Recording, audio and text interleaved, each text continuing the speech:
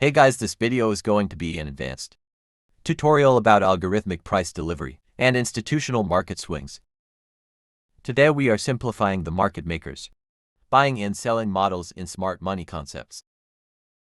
Understanding these models will not only help you grasp how major moves happen in the market, but also assist you in being on the right side of the market.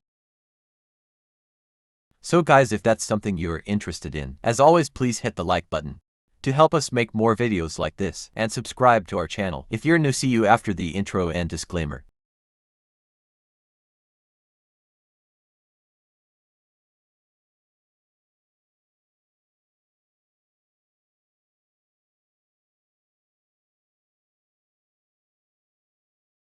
Now we all know that supply and demand is the factor that determines the price on the chart, but there is another concept that affects the price movement, which is the algorithmic price delivery.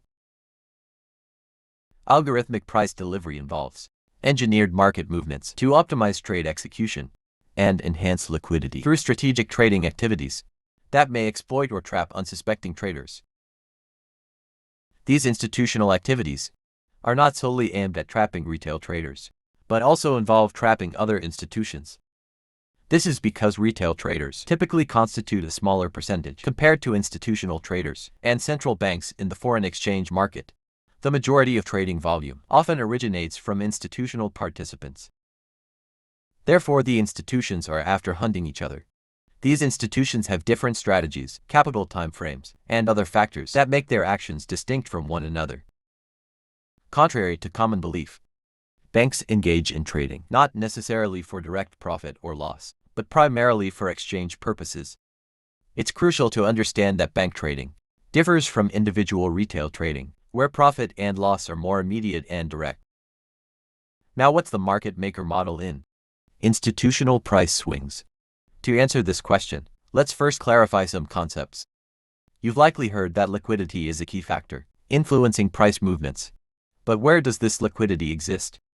It's not just located above swing highs or below swing lows at every price point in the market. There is a substantial amount of liquidity. However, the specific liquidity we're referring to is of the stop-loss variety. There are two types of liquidity in the market: buy-side and sell-side liquidity. Above a high or a group of highs represents buy-side liquidity. When the price approaches this level, the bearish traders will go short, or they will protect their previously opened short positions. On the other hand, the breakout traders will go long if the price breaks through this level. The animated movement that aimed to grab this liquidity is called the buy-side delivery. It's running high to engage the liquidity above these relative equal highs. The algorithmic price delivery has engaged the liquidity by trapping traders on both sides, and then the smart money would go short. Now, let's apply the same concept to the bearish scenario. Liquidity below a low or a group of lows represents sell-side liquidity. Like the bullish scenario, when the price approaches this level, the bullish traders will go long, or they will protect their previously opened long positions. On the other hand, the breakout traders will go short if the price breaks through this level. The animated movement that aimed to grab this liquidity is called the sell-side delivery. The algorithmic price delivery has engaged the liquidity by trapping traders on both sides, and then the smart money would go long to engage the buy-side liquidity. Now, on the actual chart here, we have the euro-dollar on the 15-minute time frame. The first thing we want to check is where we are in terms of the trading session and hour. This giant candle is the start of the London session, which is one of the most liquid periods of the day for the euro-dollar. Now, based on what we discussed earlier, this area of equal highs represents the downside liquidity.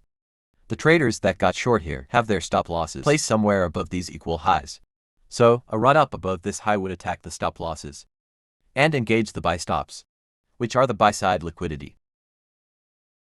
Subsequently, this area of equal lows represents the sell side liquidity.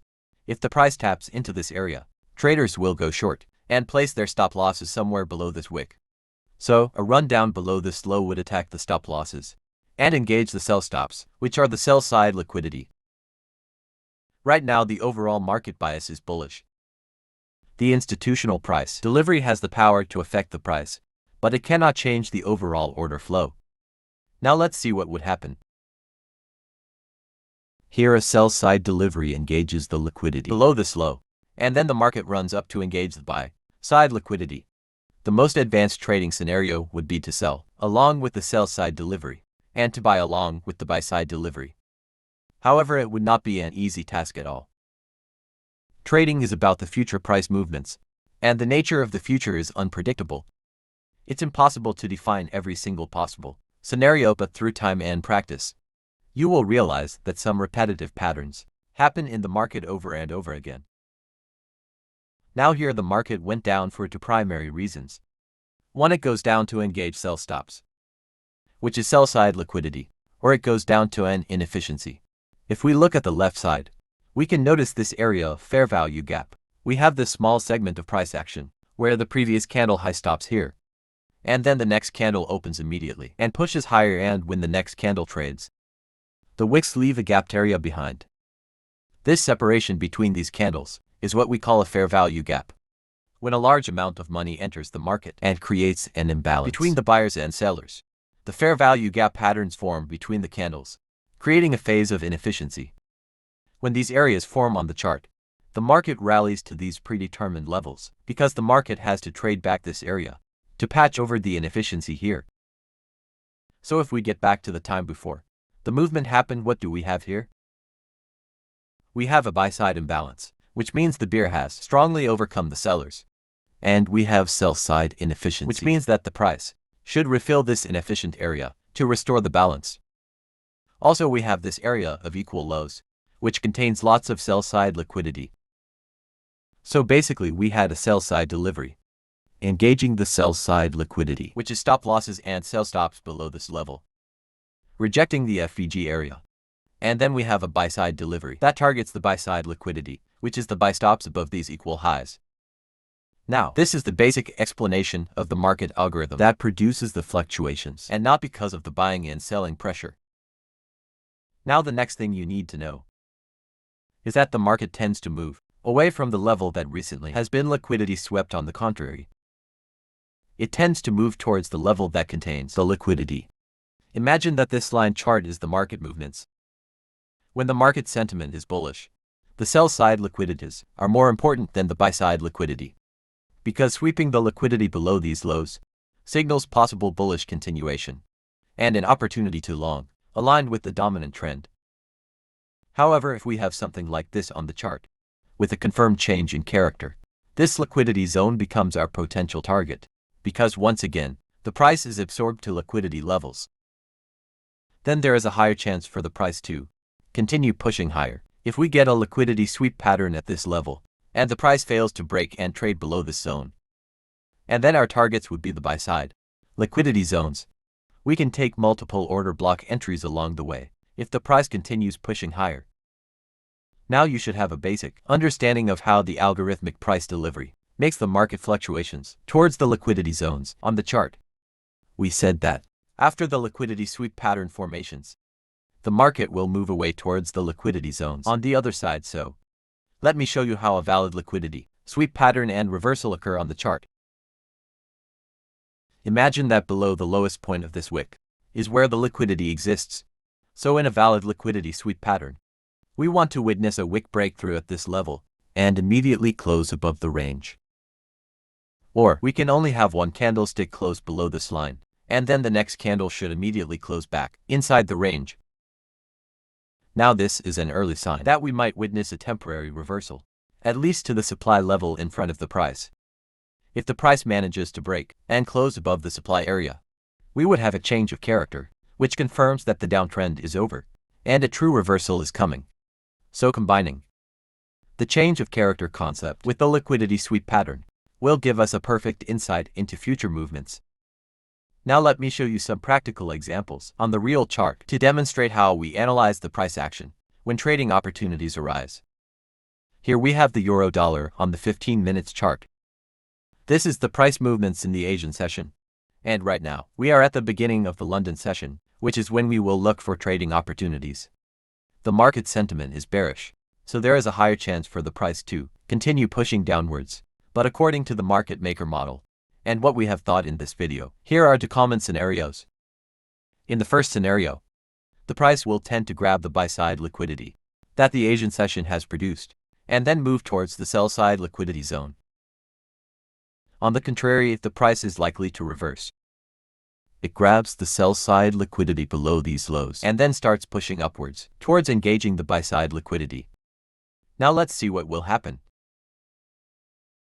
Based on what we discussed earlier, here we have two liquidity sweep pattern formations. We had to run below these equal lows to engage the sell-side liquidity following. We had run above these equal highs to engage the buy-side liquidity. Then the market made a sharp move towards the downside, along with the dominant downtrend, and created a fair value gap area.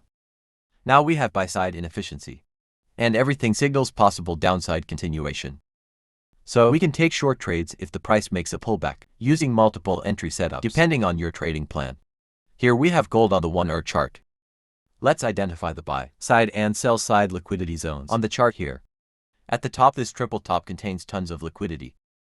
And at the bottom, these equal lows are our sell-side liquidity area. We also have this area of fair value gap, which means we have buy-side imbalance and sell-side inefficiency, so we anticipate that the price will patch this area. However, right now, we don't have a clear bias of which side will price move, so let's see what the price would do next. Here we have this bearish candle that closed below these equal lows. And then the price immediately got back inside the range, so we have a valid liquidity sweep pattern below these equal lows. Based on the market maker's model, now that the price has swept the sell-side liquidity, we anticipate a movement toward the buy-side liquidity above this high. So let's zoom into the 15-minute chart and look for trading opportunities. Here on the 15-minute chart, this is the same liquidity sweep pattern, and this area is our buy-side liquidity to target. Before placing any trade, we need a change of character to confirm the reversal for the short-term downtrend, and then we look for opening long positions. Change of character appears when we get a break and close above this level. Now here's the trading setup we use for this entry. First, we need a movement that creates the fair value gap area and break of structure. Then we wait for the price to return to this area, open a long position, and close the stop below that gap area.